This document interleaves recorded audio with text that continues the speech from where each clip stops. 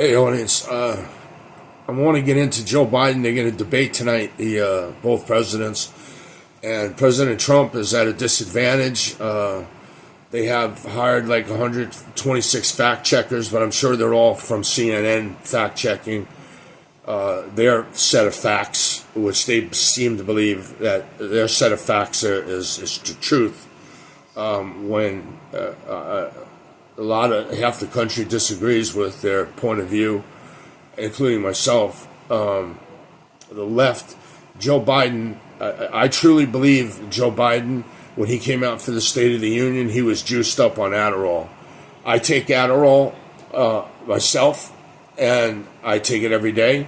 I've been taking it for 40 years, and I could tell the symptoms when somebody's taken a whole bunch of Adderall. This guy, can't even find his way off the stage without being injected with something or some performance-enhancing hormone that they have, or Adderall that they inject in him. He seems like Hitler used to go take some meth and come out and for 3 hours straight, 4 hours straight. People used to listen to him, be mesmerized by his voice, And I just pray tonight that Joe Biden has, in my opinion, wrecked the United States. He has caused inflation for housing, for insurance, for rent, for mortgages, for cars, for auto loans, for any type of loan, period, for food being 20%, some foods 60, 80% more expensive than before he took office.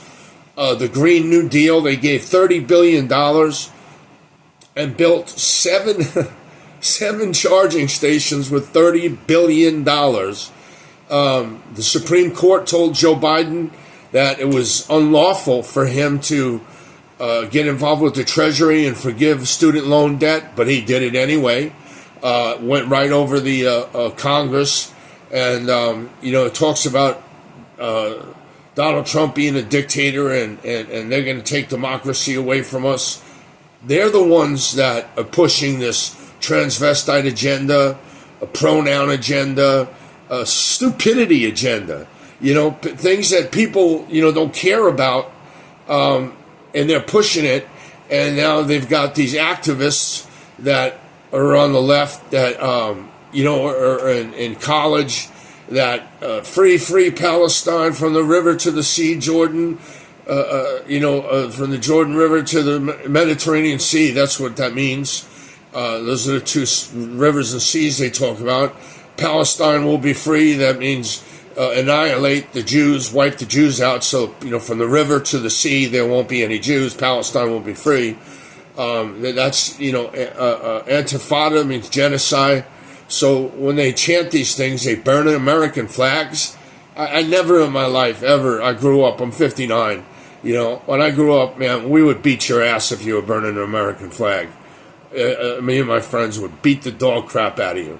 I don't know what kind of men they have today growing up at 20 years old. Where are all the Christians sticking up for the Jews? I don't see the Christians anywhere. They seem, when anything gets tough, don't see a Christian around. That's pretty much, I feel that Christian church is worthless in the United States. It has become totally ineffectively worthless, and God, I don't think, is pleased with the Christian church signing a 501c3 tax identification number, and there's mandates on the tax identification number. This came in 1969. It was introduced by Lyndon B. Johnson in 1954. They took prayer to school in 1964 and implemented to subvert the churches in 1969, give them a tax ID number, which Congress shall make no exercise thereof religion, nor the free speech thereof. That is they're tax exempt under the Constitution anyway. But since they signed this agreement with the IRS, they can't preach against pornography. They can't say parents belong to their parents, and the children belong to their parents instead of the state. They can't preach to obey the government. To obey God over the government. You have to obey the government over God.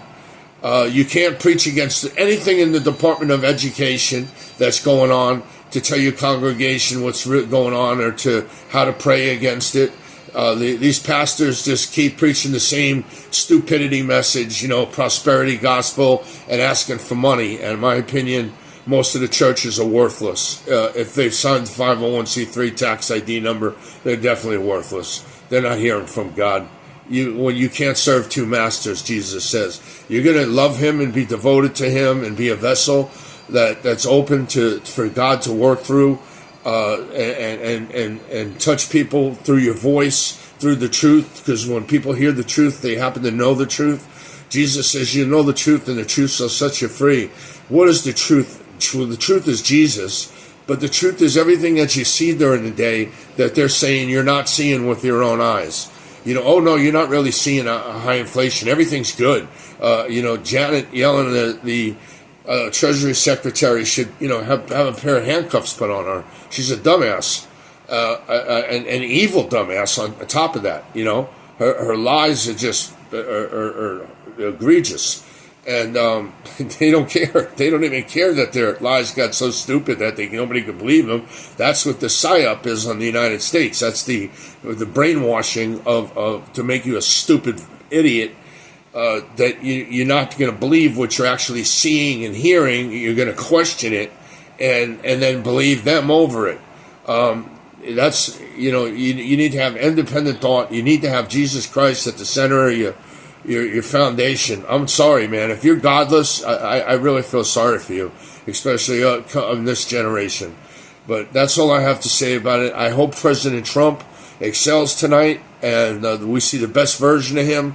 And he's, got the moderators against him. They've spoken against him outright in so many CNN shows that he said really bad things about President Trump. So they're no friend to him, and they're going to try to make Joe Biden look as good as possible.